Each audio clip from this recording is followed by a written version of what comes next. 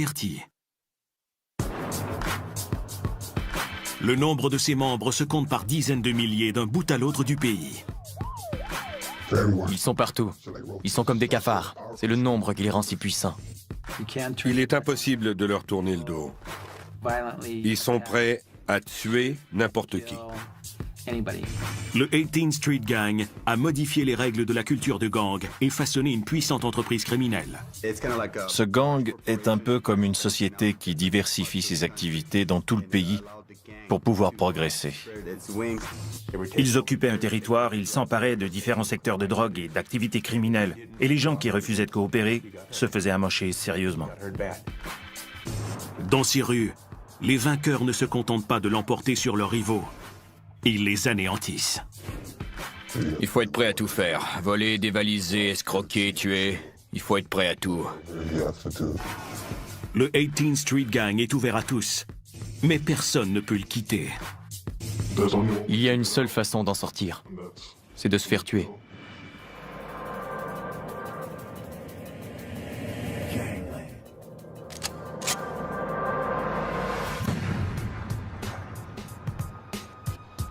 Los Angeles, le 4 septembre 1994.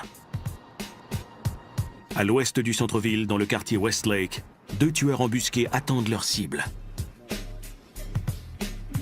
À la faveur de l'obscurité, ils font le guet et préparent leurs armes, des AK-47.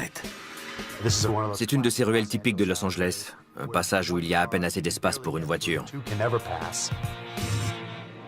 Un des hommes, Juan Termite Romero, est un soldat prometteur dans une clique du 18th Street Gang appelée les Columbia Little Psychos.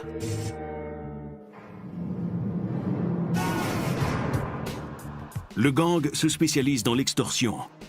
Il soutire de l'argent à tout le monde, aux revendeurs comme aux gens d'affaires, en échange de sa protection. Une part des profits est remise au patron de Termite, Frank Puppet Martinez. Puppet fait également partie de la mafia mexicaine, ou la MA, le plus puissant gang de prison de la Californie. La cible qu'attendent les deux hommes armés est un ennemi de Puppet. Il a envoyé un percepteur sur le territoire de Puppet pour s'emparer des profits. Le soldat le plus prometteur du gang, Termite, est chargé de régler le problème. Termite s'occupait des missions. S'il y avait un travail à exécuter dans le quartier, le gang allait voir Termite et lui disait ce qu'il devait faire.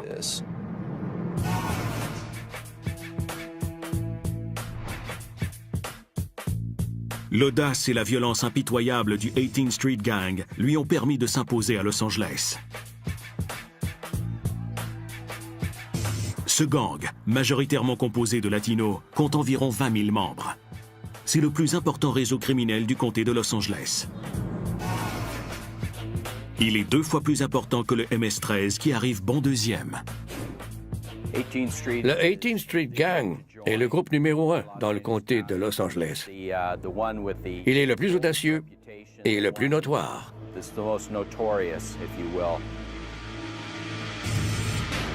Le 18th Street Gang ne ressemble à aucun autre gang de rue à cause de l'importance de ses effectifs et du fait qu'il n'a aucune direction générale.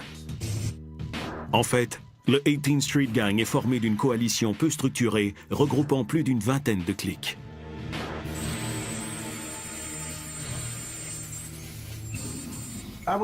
Sa structure rappelle davantage une fédération qu'une hiérarchie. Ces cliques portent des noms tels que Hoover Locos, Chateau Park Locos et Columbia Little Psychos. Les membres du 18th Street Gang s'identifient selon leur quartier. Ils choisissent le nom de leur clique d'après la rue ou le quartier où ils vivent. Chaque groupe fonctionne de façon autonome et chacun est dirigé par un chef de clique.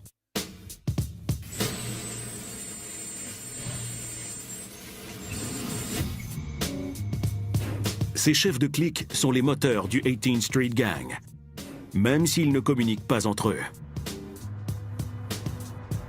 C'est un peu comme un chef de peloton dans l'armée. Même si tout le monde est dans l'armée, il y a 50 millions de groupes différents et ils ne savent pas toujours ce que font les autres. Ils ont chacun leur plan d'action.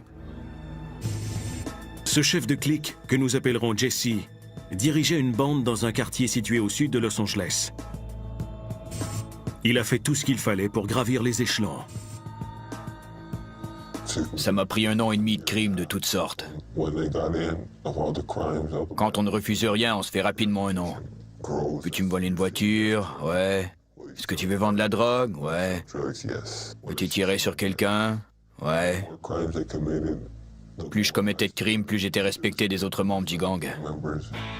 Souvent, le travail de chef de clique consiste à commettre un meurtre. Le choix de la cible doit être avantageux pour le gang. Il faut trouver quelqu'un qui en vaut la peine. Comme une personne d'un gang rival, par exemple. Si on tue un chef de clique, qui est aussi un revendeur de drogue, on fait perdre de l'argent à ce gang. Et la méthode utilisée pour tuer est tout aussi importante. Chacun choisit ses propres armes et sa façon de tuer. Moi, je poignardais. N'importe qui peut utiliser une arme à feu, alors qu'il faut pas avoir froid aux yeux pour s'approcher de quelqu'un et le poignarder.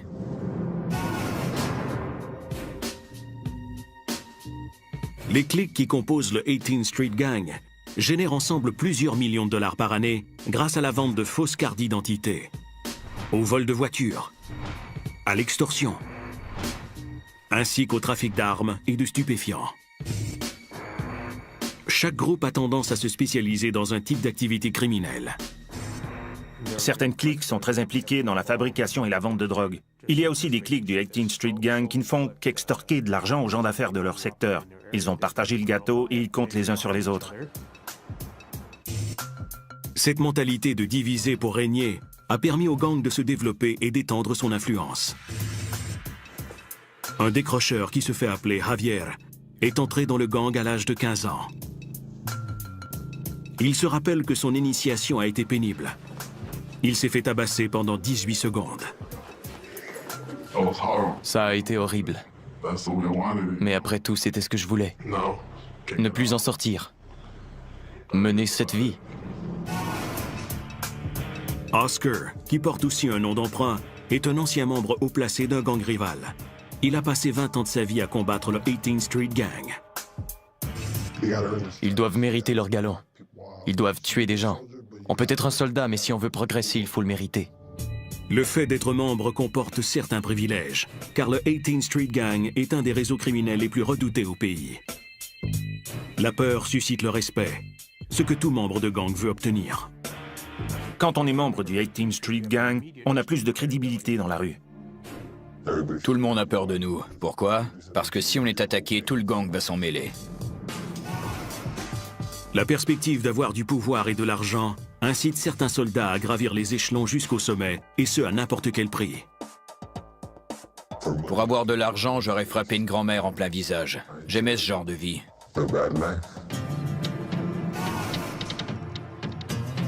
Dans ce libre marché basé sur le vice, la cupidité et le meurtre, le 18th Street Gang se propage comme une traînée de poudre.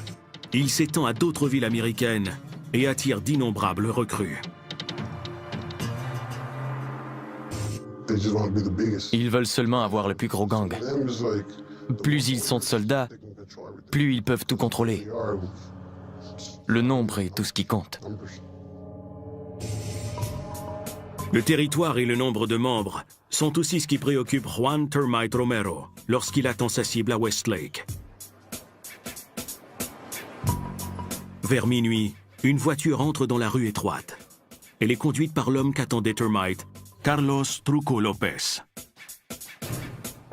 Lorsque Truco s'approche lentement de la sortie, Termite et son compagnon, tous deux armés de AK-47, mettent en joue les occupants de la voiture. Quand ils ont vu Truco s'approcher, ils ont ouvert le feu avec leur AK-47. Le message est clair. Ce quartier nous appartient et on le garde.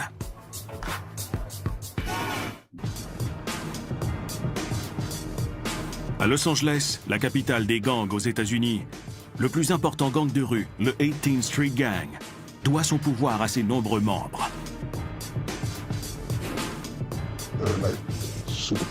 Ils sont une sorte de superpuissance. Leurs soldats sont les plus nombreux. Au cœur du quartier Westlake, dans l'ouest de la ville, Rien ne représente mieux le pouvoir du gang que cette murale en hommage au 18th Street Gang. Cette peinture murale est l'identité du gang. Elle a autant d'importance qu'un tatouage. Aucun autre gang n'a jamais osé la couvrir de graffiti. C'est un signe de respect. La murale porte les noms de certains personnages légendaires du 18th Street Gang, dont Termite Romero. Le message est évident. Ce quartier appartient au 18th Street Gang.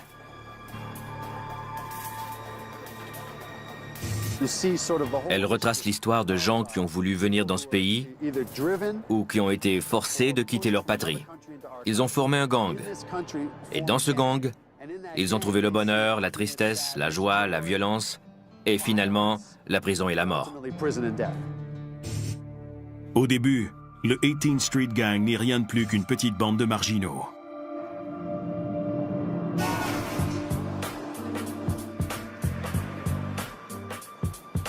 Au milieu des années 1960, des immigrants d'Amérique centrale et d'Amérique du Sud, ainsi que des Noirs et des Coréens, commencent à s'installer dans un secteur situé juste à l'ouest du centre-ville de Los Angeles.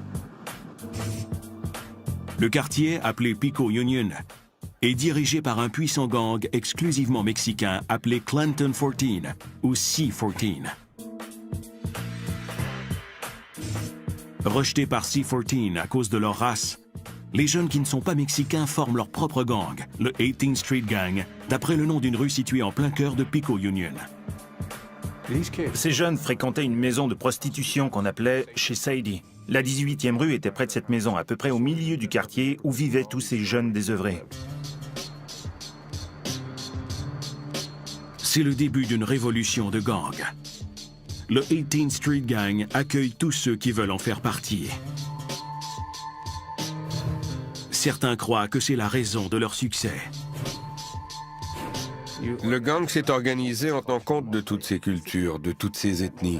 Et ces éléments lui ont donné l'élan nécessaire pour devenir un gang très important. Ils en ont fait un groupe redoutable. Comparativement à la plupart des autres gangs, leurs critères d'admission sont très souples. Qu'ils puissent parler l'anglais ou non n'a pas d'importance. Pour eux, ce sont des soldats.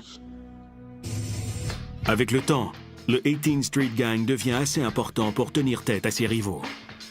Ils se sont impliqués dans de nombreuses batailles. Ils ont porté le niveau de violence à un point tel qu'ils ont fini par être connus comme le gang le plus violent de Los Angeles. Au cours des années 1970, le nombre de membres du 18th Street Gang augmente régulièrement. Puis au cours des années 1980, il grimpe en flèche.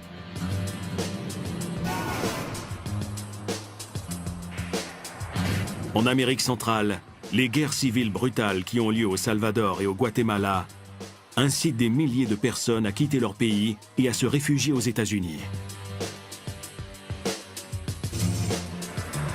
Le quartier Pico Union est envahi par de nombreux immigrants. Le 18th Street Gang considère les adolescents qui viennent d'arriver comme des recrues potentielles et les accueille à bras ouverts. Leurs parents avaient plusieurs emplois. Ils partaient au travail tout le matin et les jeunes restaient seuls à la maison. Dans la rue, des membres du 18th Street Gang ont commencé à leur payer des trucs et à leur dire qu'ils pourraient avoir de l'argent eux aussi, s'ils faisaient partie du gang. Le 18th Street Gang permet à ces jeunes immigrants d'avoir une identité dans leur nouveau pays. Mais le gang exige beaucoup plus en retour. Ils savaient que ces jeunes n'avaient nulle part où aller. Alors ils leur faisaient croire n'importe quoi. Ils disaient « Je peux te faire gagner de l'argent, je peux t'offrir un endroit où vivre. » Et le jeune disait « Vraiment? Que faut-il que je fasse? Tu n'as qu'à faire partie de mon gang, d'accord ?» Le 18th Street Gang est probablement le gang qui s'est développé le plus rapidement. La politique d'accueil du 18th Street Gang s'étend même aux enfants. Certains ont à peine 11 ans. Ils étaient surnommés l'armée des enfants, car le gang tentait de recruter des membres jusqu'à l'école primaire. Le nombre de membres du 18th Street Gang augmente sans cesse. Les bandes étendent leur influence à d'autres quartiers de Los Angeles, intégrant des territoires qui appartenaient jadis à leurs rivaux. C'était comme une guerre éclair. Ils occupaient un territoire, ils s'emparaient de différents secteurs de drogue et d'activités criminelles, et les gens qui refusaient de coopérer se faisaient amocher sérieusement. Oscar, un membre haut placé d'un gang rival, est témoin de la croissance incroyable du 18th Street Gang. Il dit que les cliques avaient recours à la crainte et à l'intimidation pour obliger de nouveaux membres à faire partie du gang. Ils prenaient le contrôle de tout un pâté de maisons. C'est ainsi qu'ils procédaient. Certains n'étaient pas intéressés à faire partie du gang, mais ils n'avaient pas le choix. Même le gamin le moins dégourdi était enrôlé.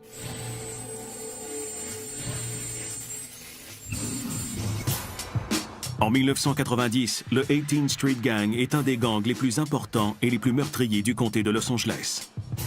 C'est avant tout une question de peur et d'intimidation. Ils sont dangereux, surtout parce qu'ils sont très nombreux.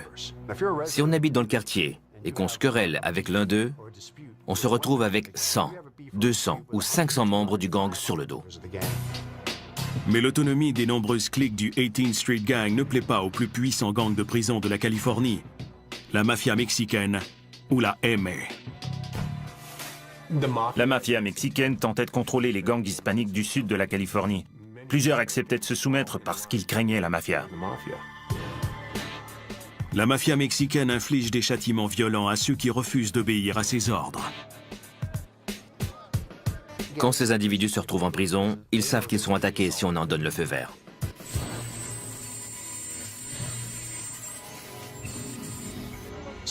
Cette peur est très présente. En plus, d'autres membres de leur clique qui sont en prison peuvent aussi être menacés. Ils reçoivent des appels ou des lettres de leurs camarades en prison qui leur disent « Dépêche-toi de payer, fais quelque chose. Sinon on va nous battre ou nous tuer. »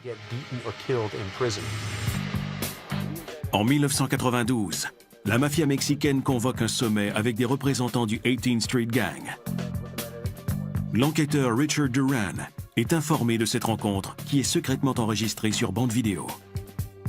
Cette rencontre a été menée par les membres de la mafia mexicaine afin d'établir certaines lignes directrices dans les quartiers. La mafia ordonne à chaque équipe du 18th Street Gang de lui verser désormais des redevances sur les profits réalisés dans la rue. Elle les informe également qu'ils doivent expulser les Noirs de leur rang et abandonner les fusillades au volant d'une voiture. Il s'était produit un incident. L'enfant d'un membre de la mafia mexicaine avait été tué lors d'une fusillade au volant. Cet ordre est venu de la mafia qui a dit « Pour tuer quelqu'un, vous allez devoir vous en approcher ». Les représentants du 18th Street Gang qui assistent au sommet prennent la décision qui s'impose. Ils acceptent les conditions de la mafia mexicaine. Mais en pratique, toutes les cliques ne respectent pas les nouvelles règles. Peu d'entre elles expulsent les Noirs. Et selon un chef de clique, les tueurs trouvent des moyens de contourner l'interdiction concernant les fusillades au volant. Il suffit de mettre un pied dans la rue. On peut ouvrir la porte et poser un pied dans la rue et ce n'est plus une fusillade au volant d'une voiture. On peut tirer sur tout le monde et repartir. Cette entente apporte cependant un avantage au 18th Street Gang. Il est plus respecté dans la rue. Je peux obtenir tout ce que je veux car ils savent que je n'ai qu'à prendre le téléphone et dire « J'aime pas ce gars-là, il faut faire quelque chose. » Et bang, son cas est réglé. Au milieu des années 1990, le 18th Street Gang s'est tellement développé qu'il s'étend au-delà des limites du comté de Los Angeles. C'est surtout parce que des familles ont déménagé ailleurs.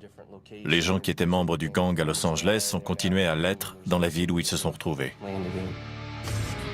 Le 18th Street Gang se propage partout aux États-Unis, alors que des membres du gang déménagent dans le Midwest, dans le Sud et sur la côte Est. Les tentacules du 18th Street Gang ont atteint certains endroits aussi improbables que Omaha dans le Nebraska, Nashville dans le Tennessee et Baltimore. Des endroits qu'on n'associerait pas normalement à des gangs de rue du comté de Los Angeles.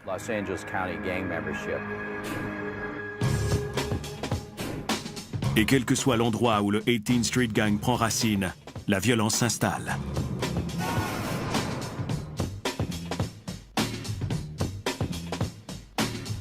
Vadnais Heights, au Minnesota, le 9 avril 2006.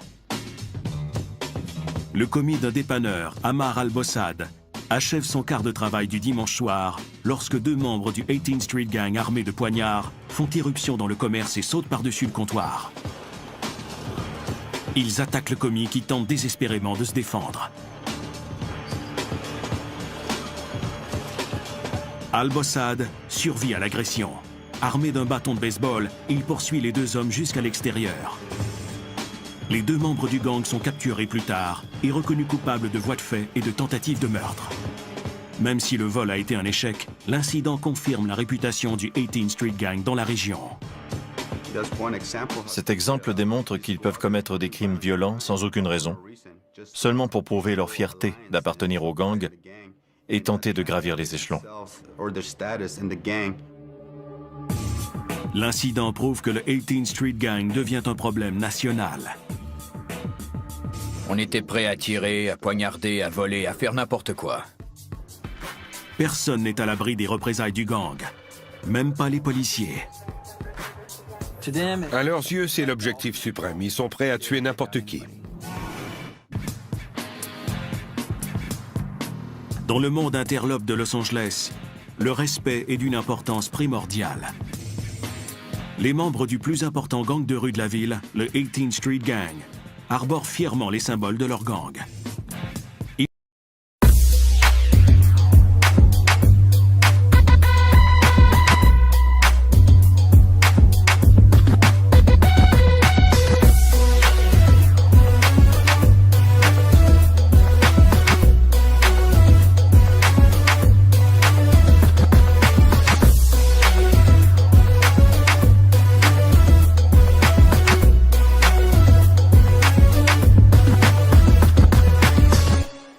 Ils portent le chiffre 18 sur leur chandail et leur tatouage, afin d'annoncer à tout le monde qu'ils détiennent le pouvoir. Ils enlèvent leur chemise et se pavanent en montrant leur symbole. Hé, regardez comme je suis fort et méchant, je suis un membre du 18th Street Gang. Personne n'ose s'en prendre à l'un d'eux, car si on le fait, 10 autres gars se portent aussitôt à sa défense. Jesse, qui a grandi près du secteur sud de Los Angeles, était à même de voir qui était respecté et qui ne l'était pas dans son quartier. Les membres des gangs marchaient la tête haute. Ils étaient les durs de l'école. Qui n'aurait pas aimé ressembler à un dur?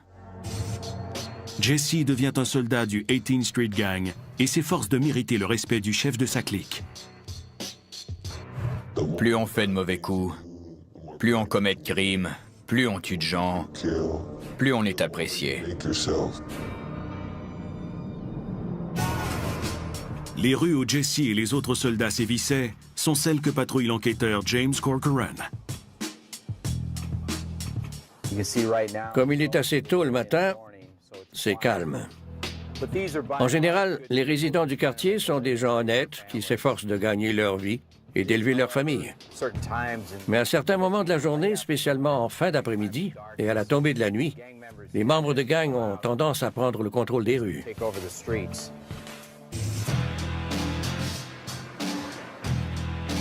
Les graffitis du 18th Street Gang se retrouvent partout. Des variantes du chiffre 18 sont les inscriptions qu'on voit le plus souvent. On peut voir 2 S pour Southside, le chiffre romain 18 ici, puis ST pour Street. Il a déjà été biffé par un gang rival,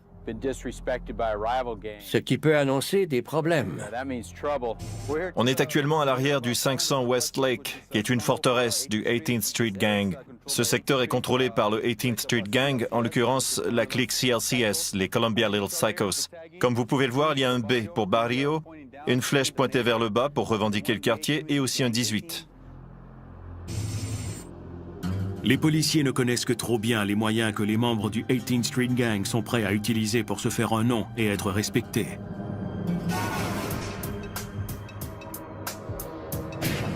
Le 9 août 1998, l'agent Phil Cuesta et un collègue, tous deux du service de police de Los Angeles, patrouillent le territoire du 18th Street Gang à l'ouest de la ville. Ils vérifient une information concernant une soirée organisée par le gang. Ils immobilisent leur véhicule à proximité de l'endroit qui les intéresse et commencent à surveiller les lieux. Occupés à surveiller la maison, il ne remarque pas qu'un homme s'approche derrière la voiture de patrouille. Catarino González, âgé de 20 ans et membre du 18th Street Gang, pointe son Glock 9 mm vers les policiers et fait feu. À plusieurs reprises. Phil a embrayé, il a commencé à s'éloigner, il a reçu une balle derrière la tête et il est mort. Le collègue de Phil Cuesta n'est pas blessé. González est arrêté plus tard et reconnu coupable de meurtre, mais n'expliquera jamais les raisons de son geste. On croit que González avait déjà été arrêté par Cuesta et son collègue et que c'était sa façon de riposter. González devient un héros pour les autres membres de son gang. Ils lui rendent hommage tout en profitant de l'occasion pour narguer les policiers. 2 ans plus tard, à l'approche de l'anniversaire de la mort de Phil Cuesta, le 18th Street Gang a fait toutes sortes de graffitis pour montrer son mépris envers le service de police de Los Angeles. Pour eux, tuer un policier est l'objectif suprême.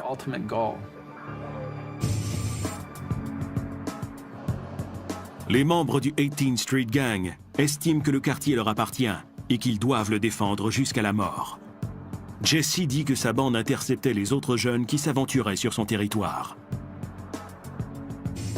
On allait voir quelqu'un et on lui demandait à quel quartier il appartenait et s'il avait des problèmes avec notre gang.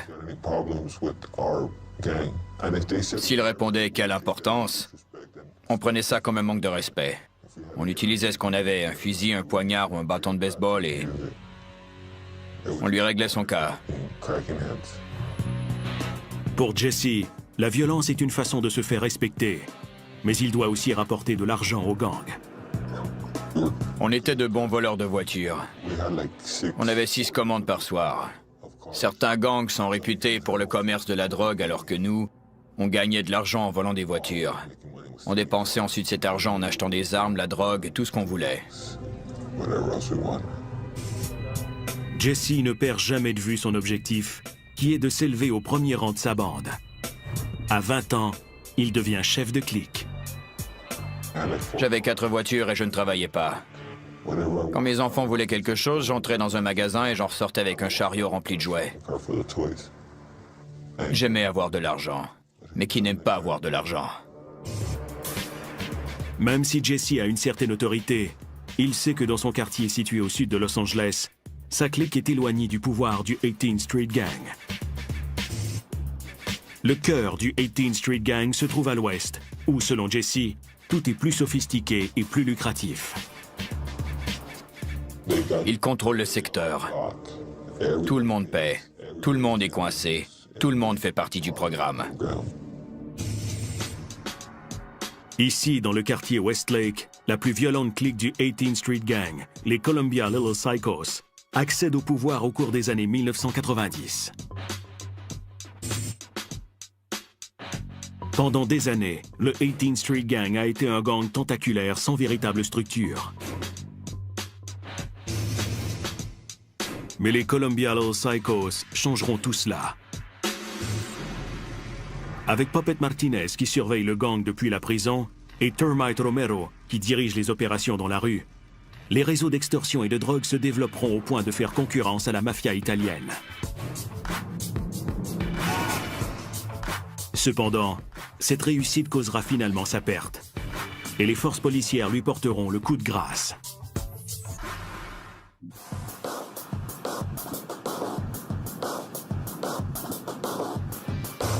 Au milieu des années 1990, le 18th Street Gang est devenu un vaste réseau criminel, plus puissant que tous ses rivaux de Los Angeles. Avec plus d'une vingtaine de cliques regroupées sous son autorité, cette coalition peu structurée contrôle en bonne partie le territoire de la drogue dans le comté de Los Angeles. Ils font tout ce qui peut leur rapporter de l'argent. Ils sont présents partout où il est possible d'obtenir de l'argent de façon illégale. Cependant, le gang n'a aucune direction générale. 2 membres en sont conscients et décident de porter le 18th Street Gang à un autre niveau. En 1992, Juan Termite Romero et Frank Puppet Martinez commencent à travailler ensemble pour améliorer le secteur ouest de Los Angeles. Termite Romero est un soldat prometteur dans une clique appelée les Columbia Little Psychos, ou CLCS, affiliée au 18th Street Gang. Puppet Martinez est un membre haut placé de la mafia mexicaine, un gang de prison qui contrôle également les activités des Little Psychos. Les Little Psychos sont menacés lorsqu'un des rivaux de Puppet tente de mettre la main sur ses profits. Le rival de Puppet envoie un membre du 18th Street Gang, Carlos Truco Lopez, sur le territoire des Little Psychos pour s'emparer des profits réalisés dans la rue. On lui a demandé d'aller prendre l'argent qui avait été recueilli. Il y avait une querelle derrière tout ça. Et Puppet a dit « ça ne se passera pas comme ça ». Le soir du 4 septembre 1994, Termite et un autre individu attendent l'arrivée de Truco dans cette rue étroite du quartier Westlake. Vers minuit, la voiture de Truco s'approche. Termite et son collègue pointent leur AK-47 en direction de la voiture. Truco et sa copine n'ont aucune chance de s'en tirer.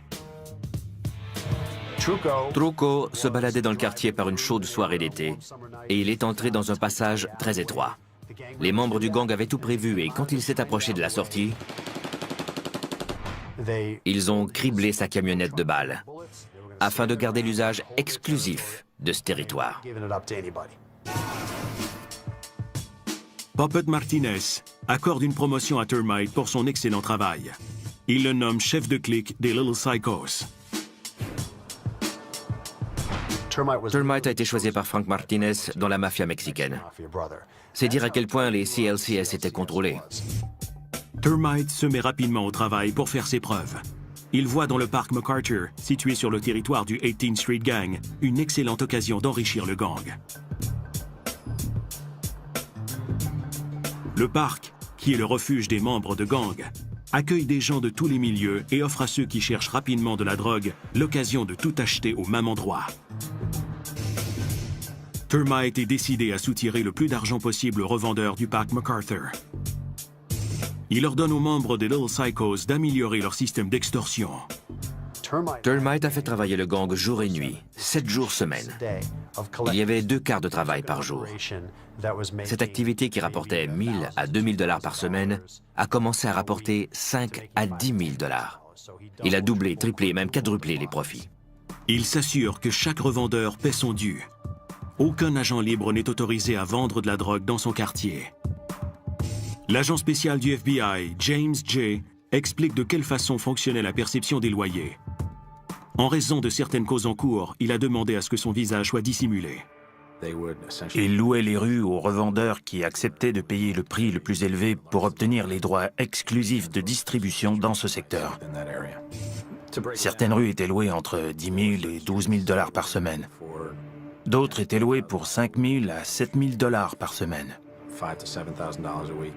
Termite et son équipe rapportent un total d'environ 85 000 $ par semaine. Pour que les Little Psychos continuent à fonctionner efficacement, il établit une hiérarchie. Au sommet de la structure se trouve Puppet Martinez, qui dirige les opérations depuis la prison. Le deuxième poste est occupé par la conjointe de Puppet, Jenny Garcia, qui contrôle les activités pour lui à l'extérieur. Jenny Garcia était connue comme la señora ou la patronne. Elle percevait l'argent à sa place et dirigeait son entreprise dans la rue. Après Jenny, le membre le plus important est Termite. Vient ensuite un groupe de lieutenants assignés à différents secteurs du territoire des Little Psychos. Les revendeurs offraient soit de l'héroïne, soit du crack. La plupart du temps, c'était du crack. Les lieutenants surveillaient les coins de rue. Ils allaient dans les rues, ils trouvaient ceux qui vendaient de la drogue et leur soutiraient de l'argent. Seuls les lieutenants communiquent avec les soldats qui font le sale boulot pour le gang. Cela permet de tenir Puppet, sa conjointe et Termite à l'écart des forces policières. Et le gang ne manque pas de volontaires pour aller au front. La brigade des stupéfiants locale se manifestait régulièrement. Elle arrêtait 3, 4 ou 5 vendeurs de rue, mais le lendemain soir, il y en avait 4 autres pour les remplacer. En 1995, les Little Psychos se sont transformés en une entreprise criminelle sophistiquée. C'est une progression remarquable pour n'importe quel clique du 18th Street Gang et un modèle à suivre pour les autres. Ils formaient une des cliques les plus importantes, les mieux organisées et les plus violentes du 18th Street Gang. Ils étaient responsables de nombreux actes de violence dans le quartier Westlake de Los Angeles. Mais leur succès attire sur eux une attention non désirée. Les autorités fédérales commencent à s'intéresser à Termite et à la clique du 18th Street Gang. On entendait parler des Columbia Little Psychos, de l'argent qu'il amassait et de la hiérarchie qui avait été établie. Termite a été trop efficace. Ces initiatives permettent au FBI de préparer peu à peu un dossier de criminalité organisée contre le gang. Les agents fédéraux surveillent de près des Little Psychos et enregistrent les conversations téléphoniques. Le 4 mars 1999, grâce aux informations recueillies, des agents du FBI effectuent une descente dans les maisons de Janie Garcia, de sa sœur et de sa mère. Dans ces maisons, ils ont découvert 3 cachettes remplies d'argent. Une qui contenait 450 000 $, une deuxième de 80 000 $ et une dernière de 9 000 $. Les 9 000 $ étaient apparemment un paiement que Termite avait laissé 2 ou 3 jours plus tôt. Les interventions policières sont le point de départ de la descente aux enfers de Termite. Dans les rangs des Little Psychos, la rumeur veut qu'un membre ait conclu une entente avec les agents fédéraux. Même si elle ne possède aucune preuve, Janie Garcia a conclu que Termite est le traître. Elle convainc son mari, Puppet Martinez, que son ambitieux chef de clique les a trahis. De la prison, Puppet envoie un message qui dit simplement « Exterminer sera ». Le 1er novembre 1999. À son bureau, Termite Romero attend la livraison hebdomadaire de l'un de ses percepteurs de loyer. Il retourne ensuite à sa voiture. Soudain, plusieurs membres du 18th Street Gang apparaissent et font feu sur lui. Termite les a vus venir. Ils ont criblé sa voiture de balles et ils ont tiré à plusieurs reprises sur Romero et son chauffeur. Même s'il a été touché 5 fois, Termite survit à l'attaque. Il se réveille à l'hôpital, conscient que sa propre clique a tenté de le tuer. Ils s'en sont pris à lui sans avoir aucune preuve. À mon avis, il était leur soldat le plus loyal. S'ils n'avaient pas essayé de le tuer, ils n'auraient probablement pas accepté de coopérer avec nous.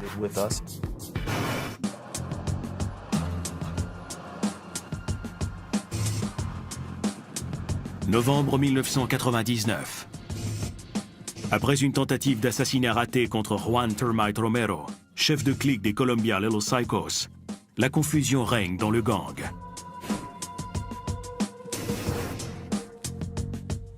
Les Little Psychos sont une entreprise criminelle sophistiquée qui rapporte des millions de dollars.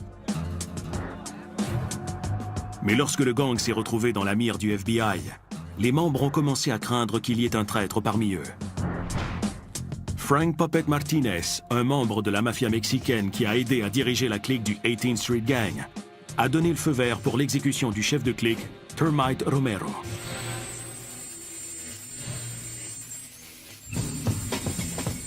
Termite a survécu à l'attaque et les autorités s'efforcent d'éviter qu'il y ait d'autres représailles. C'est à ce moment qu'on a su qu'il fallait faire quelque chose pour éviter une escalade de la violence. L'agent spécial Carl Sanford sait que Termite se rétablit au domicile d'un ami. Il obtient un mandat et procède à son arrestation. Termite est accusé de blanchiment d'argent fédéral et de trafic de stupéfiants. Termite est plus que disposé à coopérer avec les enquêteurs. Le leader de 33 ans veut se venger de son patron, Frank Puppet Martinez.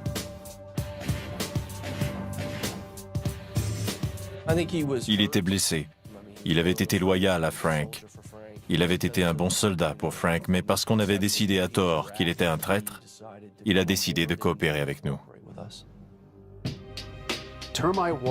Lorsque le FBI a arrêté Termite en décembre 1999, il était épuisé et stressé, comme n'importe quel autre gestionnaire d'une entreprise américaine rentable. Il avait donné le meilleur de lui-même et l'organisation avait tenté de le tuer. Termite fournit aux autorités assez d'informations pour causer la perte des Little Psychos et de ses dirigeants. Grâce à son témoignage et aux autres preuves recueillies par le FBI, le gouvernement inculpe 26 membres du 18th Street Gang et de la mafia mexicaine sous des accusations allant de l'extorsion au rackettierisme et au meurtre. Il était crucial d'avoir quelqu'un qui connaissait le gang de l'intérieur. Non seulement quelqu'un de l'intérieur, mais un chef qui traitait à la fois avec des supérieurs et des subordonnés. Sa coopération a été inestimable. Finalement, 24 des 26 accusés sont condamnés. Plusieurs sont d'anciens membres de la clique de Termite. 2 d'entre eux sont toujours en fuite. Le juge a décidé que Termite méritait une sentence réduite. S'il a une bonne conduite en prison, il pourrait éventuellement être libéré. Les agents fédéraux ont réussi à démanteler une des cliques du 18th Street Gang.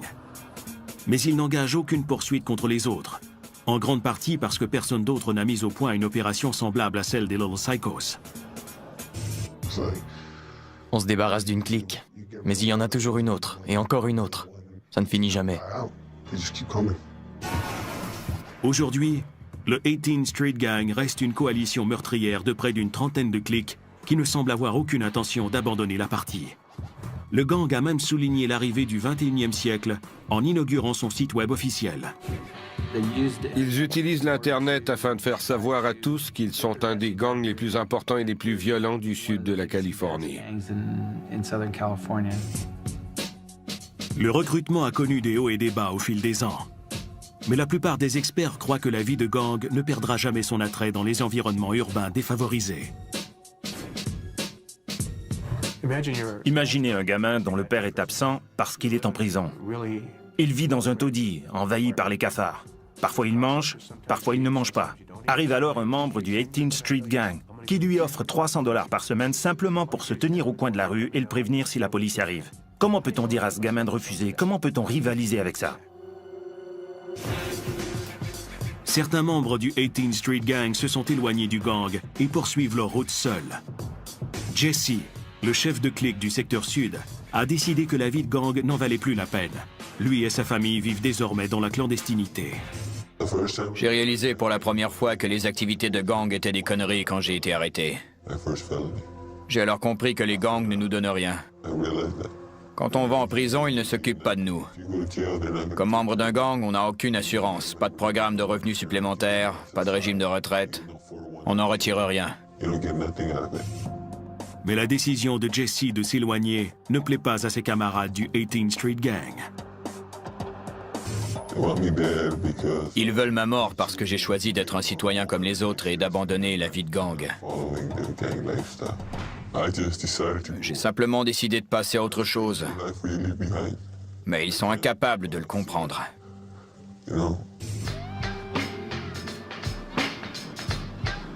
Jesse est aussi déterminé à se battre pour conserver sa nouvelle vie qu'il l'était lorsqu'il faisait partie du 18th Street Gang.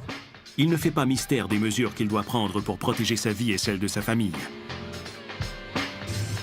On n'a aucun scrupule quand il s'agit de gens qui veulent nous tuer. On n'a aucune pitié. Si je meurs, mes parents vont être tristes. Si je meurs, mes enfants vont être tristes. Et qui s'occupera d'eux? Je n'aurai aucun remords à tuer des gens qui me placeraient dans ce genre de situation. Les membres de gang se renouvellent avec chaque génération. Mais la légende a immortalisé certaines personnalités marquantes du 18th Street Gang. Leurs noms sont inscrits sur ce mur et font partie de l'identité de la communauté. Environ la moitié des gens dont les noms sont sur ce mur ont été poursuivis en justice par le FBI et condamnés, ou ont été tués par d'autres gangs.